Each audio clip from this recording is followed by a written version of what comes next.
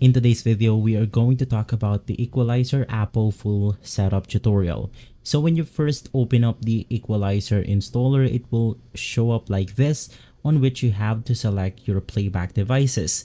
In my case, this is the main speaker that I'm using, which is going to be the main speakers.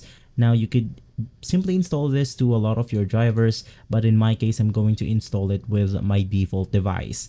From there, you also want to select your capture device. So in my case, I'm going to be using my microphone right here, which is going to be this one.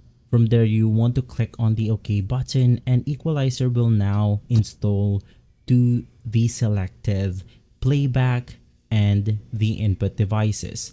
So you can just click on the OK button, and from there, you have successfully set up your Equalizer APO. If this video has been helpful, leave a like, subscribe, and follow Guide to Everything for more videos like this. Thanks for watching.